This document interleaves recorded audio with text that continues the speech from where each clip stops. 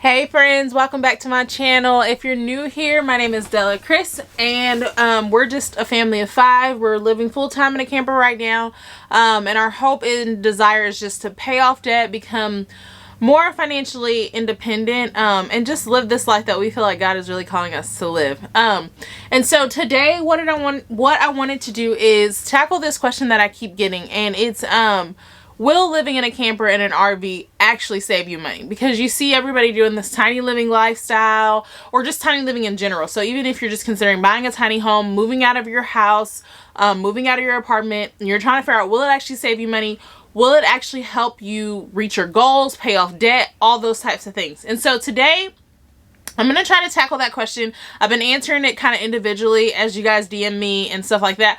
But I wanted to answer it on here because I get it, right? Like, and our goal, our whole reason for documenting this whole thing is because we don't want to like romanticize anything or create like false hope. And we do want to show the positives and stuff like that. But we want to keep it real with you guys. And so I'm going to tackle it on here and answer it to the best of my abilities. Obviously, I'm not an expert. I'm not a financial advisor. None of that. I'm just sharing you guys like our experience, and I'm going to give you real examples based off what our experience has been. So off the back, to answer your question, will it really save you money? Will it really help you reach your financial goals?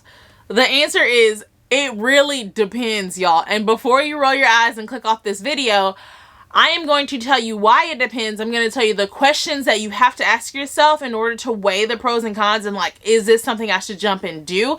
I'm going to answer those questions truthfully based off us, so that you then can start kind of getting your brain rolling and seeing like, will this work for us? So the first question obviously would be, how cheap can you get your camper for? And like I said, I'm going to ask all these questions. I'm going to tell you exactly like what we bought our camper for. So how cheap can you get the camper for? So for example, we bought our camper for $4,000 off of OfferUp. We put $2,000 into it. So altogether, we knew we were going to be in this thing $6K. And so what you want to ask yourself is, realistically, based off where you are, what market you're in, looking on Facebook Marketplace, or if you're going to buy a tiny home, whatever, how cheap can you get it to get something that you want that's comfortable enough for you, right? Because you're not going to be unrealistic. So for example, we knew we needed bunk beds, hands down. We have 3 kids. We knew we needed bunk beds. We knew we didn't necessarily need rooms. You might need a room. And so just kind of thinking through that, and obviously you're taking a guess because you don't really know, right? Especially if you've never really stayed in a camp or anything like that. So what do you need? How much money? And then that becomes right starting off, that becomes your break-even number. So we knew, okay, we're in this thing $6K. Then you need to decide, how long do we have to live in here for this to make sense? Does that make sense? Because if you're putting $6K into it and you're only $6K in debt, and you could just tighten up what you're doing where you are, it's not worth it, like, in my opinion. Okay, so how cheap can you buy it? Then you need to ask yourself, where are you going to park this thing? And ironically, people don't think about that, right? So like, if you're going to pay for it, say, you know, get it really cheap or whatever, and it's like, oh, well, obviously that's cheaper because then I'm rent free and it's going to save me money. I'm going to be able to be aggressive on my debt. It's not that simple. Where are you going to park it? Because if you're going to go pay an RV place $400 a month to park there, and again, it depends on where you are, because a lot of my answers you guys need to know are based off the fact that I still live in Texas, where where cost of living, like I come from a place in Texas where cost of living is relatively still cheap, like reasonable compared to the rest of the nation. Not the rest of the nation, but y'all get what I'm saying. Like if you are in Cali, it might look different for you. But yeah, so you need to think about where you're going to park it, because then if you're paying $400 a month to park it, say you spend $6K, say you spend $10K on the thing, right? Then you're paying $400 a month to park it. Then, in my opinion, you could have got a cheap apartment for that, depending on how much debt you're in, right? And all this stuff. But like y'all following what I'm saying?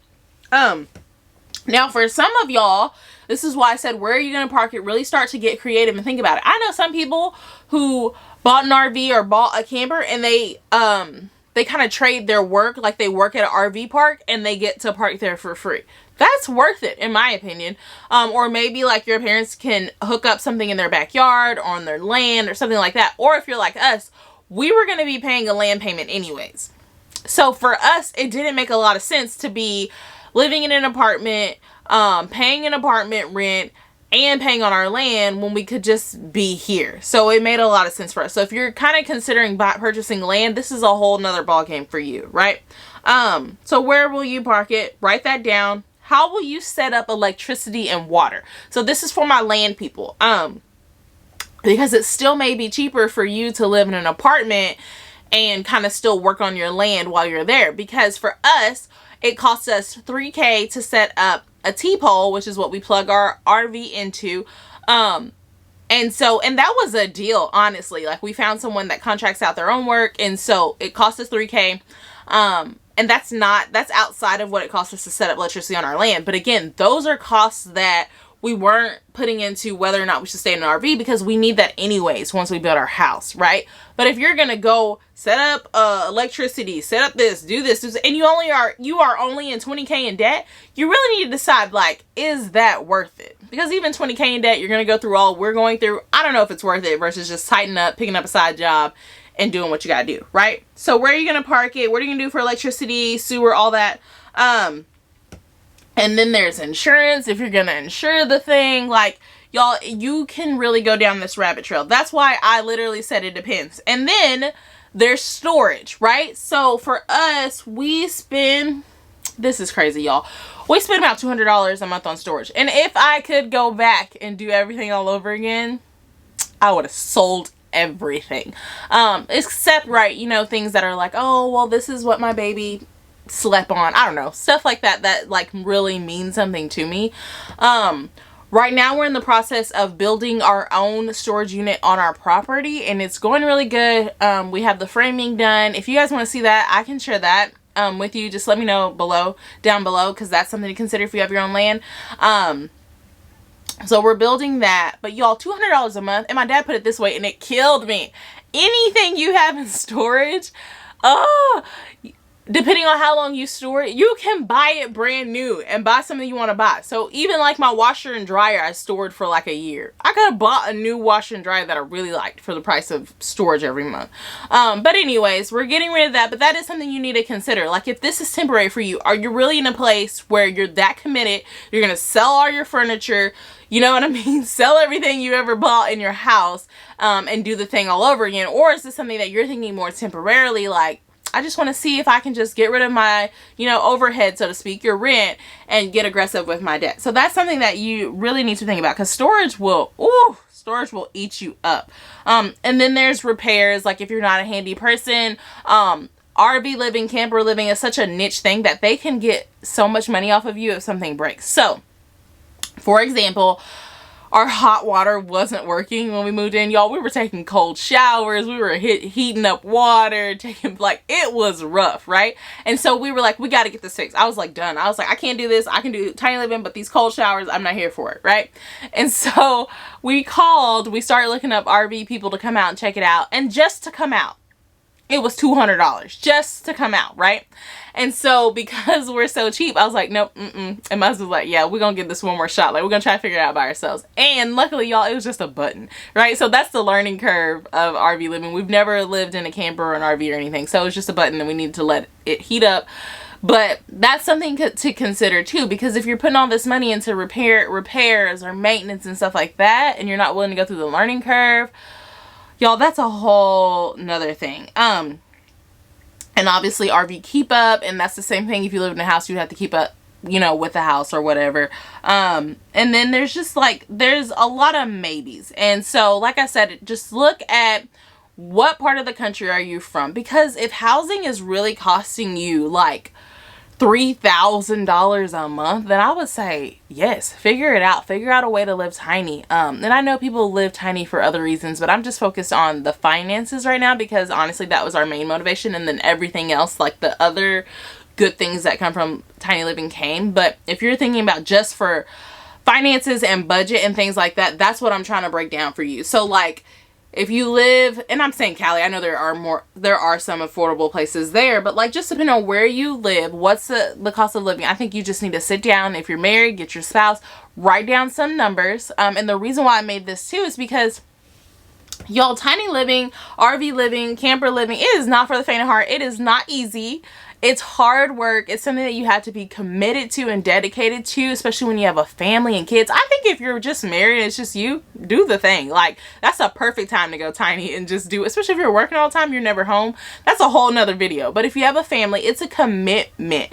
And so you need to know, what is this going to cost us? Where am I going to park this? How much is it going to, you know what I mean? And just find your break-even number. So say that your break-even number is 10K. And then you and your spouse or just you decide, am I committed to staying in this thing to where it, even like, you know, I can break even and then actually hit my goals, right? And then another thing we thought about too is, if we lived in a camper while we did this, we could sell the camper after. And even if we get like half back, nobody's giving you half back from rent that you spend on an apartment, right? And so that's what I mean really by, like, it really just depends. I know like that answer is so, but I just wanted y'all to kind of think through those things with me. Like, it really, really, really, really depends.